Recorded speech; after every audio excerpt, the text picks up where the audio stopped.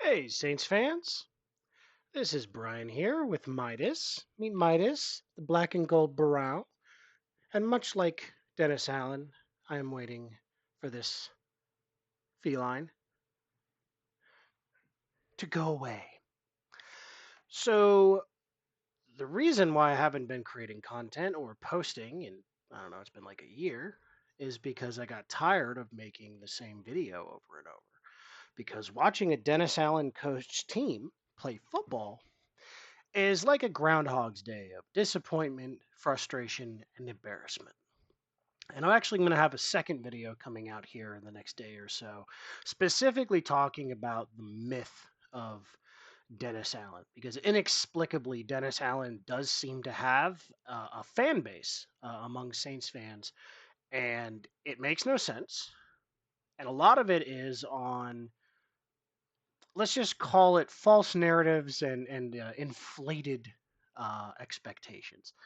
So we're going to get into that in that video.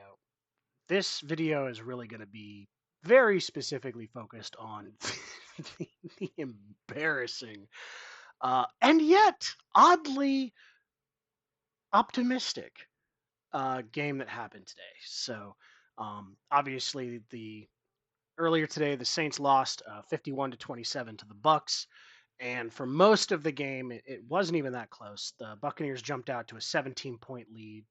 Spencer Rattler and Shaheed and the Saints in general had a phenomenal second quarter, and then a pretty bad third quarter, and then an absolutely pathetic fourth quarter.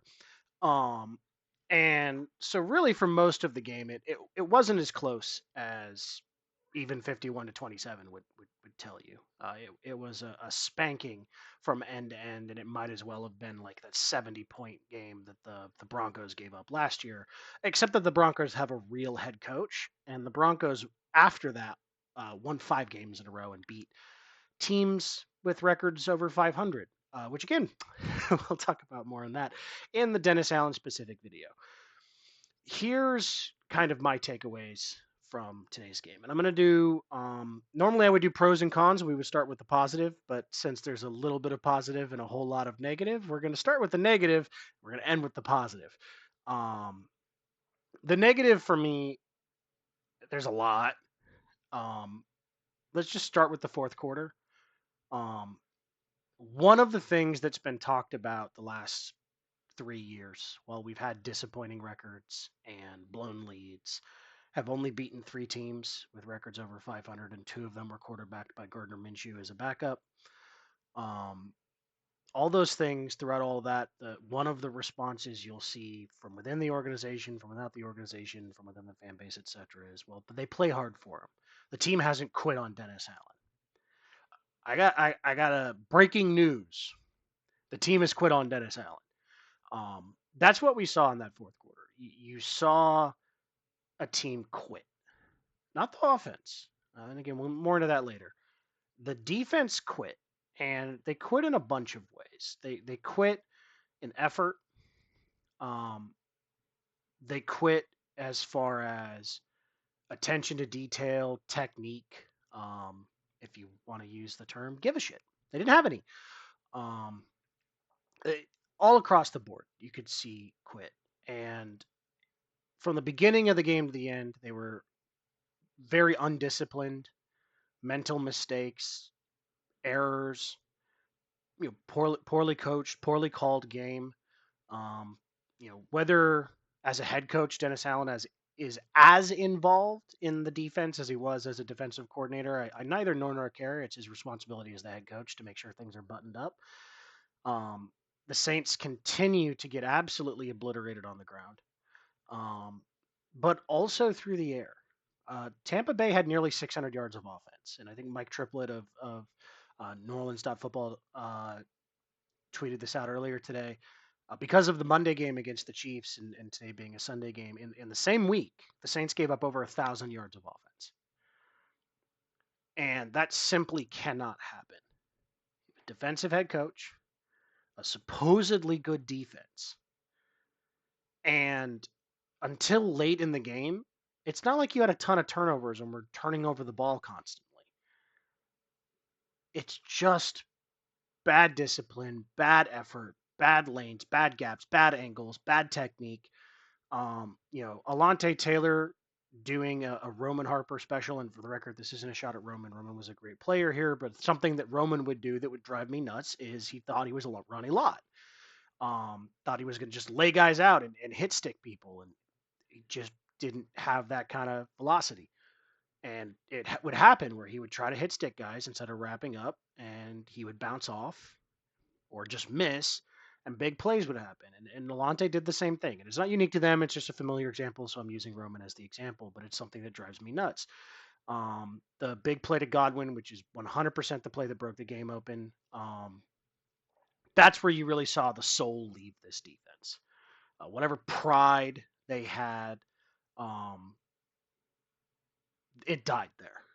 And the rest of the game went the way that it went, and you kind of expect it to. You can see them kind of quitting on the spot spiritually. Um, and it does bear mention. Honey Badger was hurt. They're on like their fifth string safety.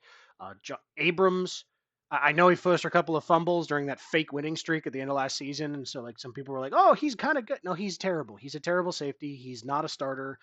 He's kind of a special teamer, but like he's not a starting NFL player for a reason. And we were reminded of those reasons today. Awful coverage on a touchdown, not really helping anything in the run game. The victim of multiple fairly brutalizing stiff arms. Just not a good day.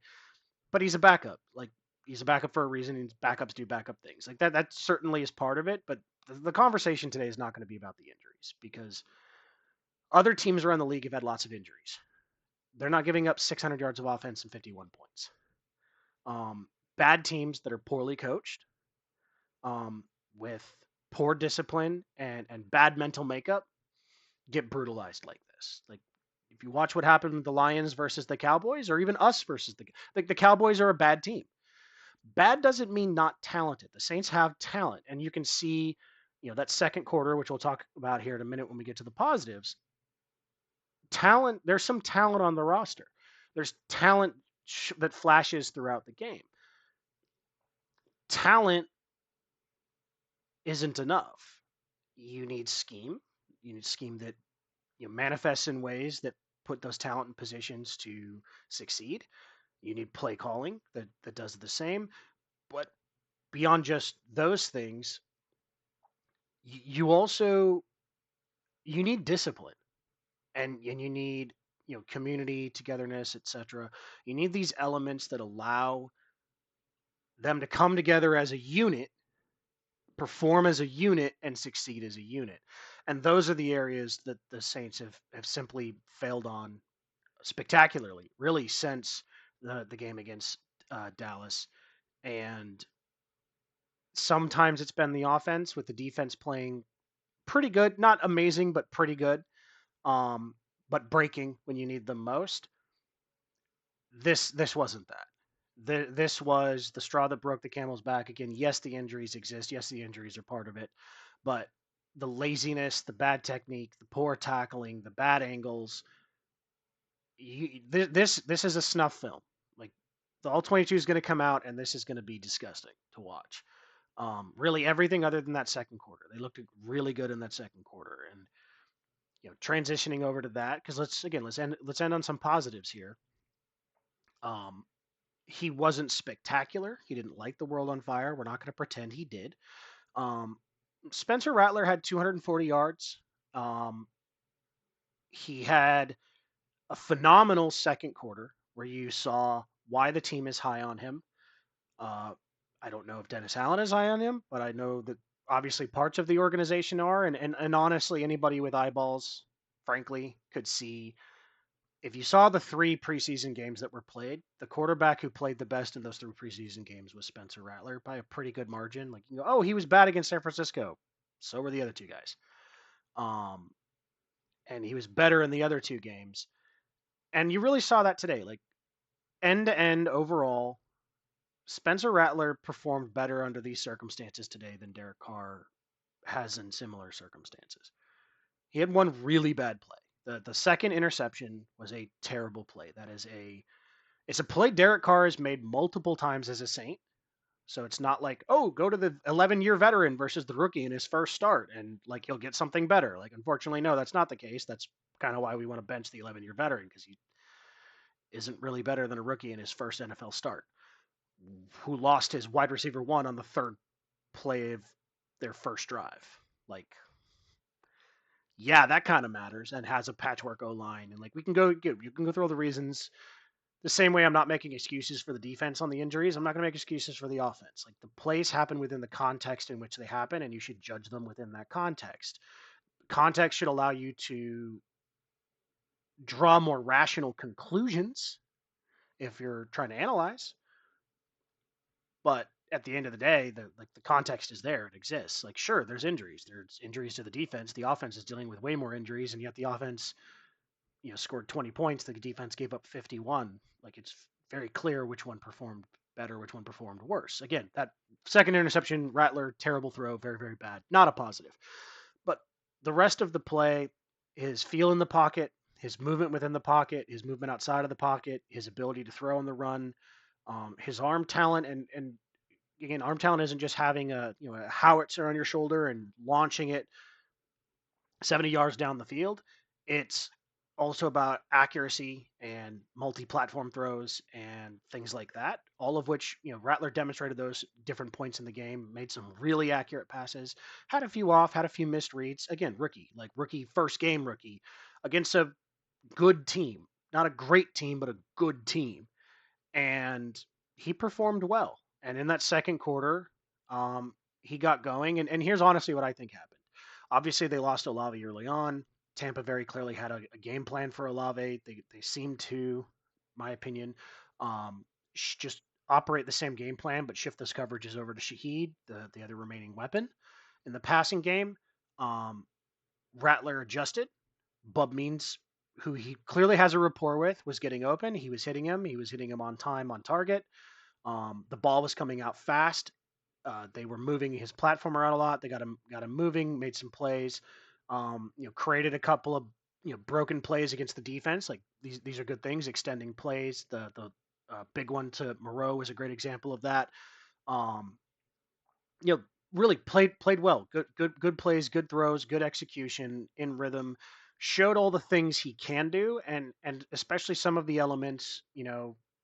Do his drop, back foot hits, balls out, on time, on target, leading the receiver, giving guys catchable balls. The types of things that just frankly Derek Carr has not been able to do with any level of consistency the entire time he's been here. It's been check downs and bombs. That's the only things he's been able to do. And Rattler showed some ability to do those things too, but it's the other stuff that he's shown um, that makes me make the statement. I don't think, regardless of results, I don't think Derek Carr should play another game for the Saints. Um, Either Rattler is going to show more of the good things he showed in that second quarter and develop even under the context and the circumstances in which he's playing, because it's like, okay, cool, well, if he shows these flashes and does good things when you have a terrible offensive line and you're playing your ninth offensive lineman and you have wide receiver one missing and your tight ends are kind of doo-doo and AK is hurt and Jamal Williams is your running back too, so you do not have a running back two, you have a pseudo fullback two. If he's doing okay under those circumstances, then you add more talent. The natural expectation there is he'll do better with more talent. He's performing equally to the 11-year veteran.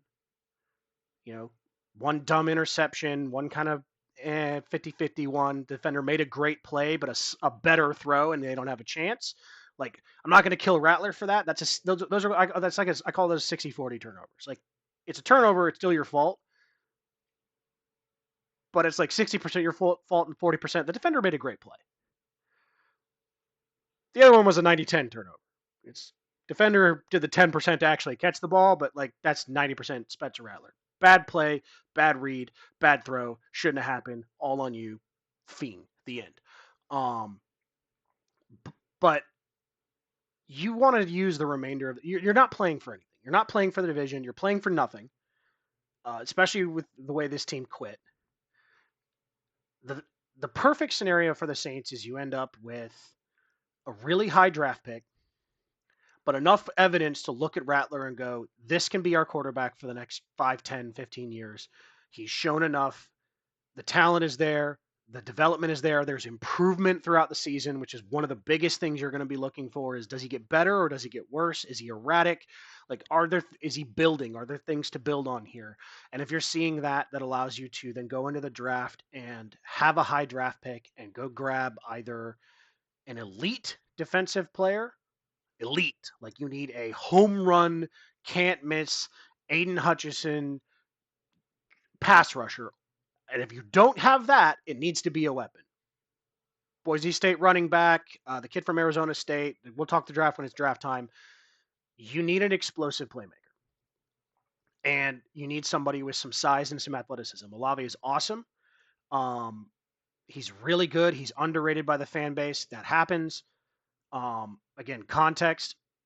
But you do need that physical element. That's one of the things that is just flat out missing from the roster. They have guys who are fast. They don't have guys who are fast and big. And you need the big. And go get that. Dennis Allen needs to be fired, and Derek Carr needs to be gone. That's your best case scenario, because that means you go bring in Ben Johnson, hire Robert Saleh as your defensive coordinator, pay them both. You have a young quarterback to build on. You still have talent on the roster. You have to refill a couple things, but like you're not starting at zero. You can rebuild pretty fast in that scenario. Or you get enough snaps of Rattler to see that he's not the guy, that his warts exceed his positives, that he's too inconsistent, that he's not showing the development, that you don't believe that he can be the guy. You lose a bunch of games, you get a high draft pick, you go get a top quarterback. There's nothing, he's a 5th round pick.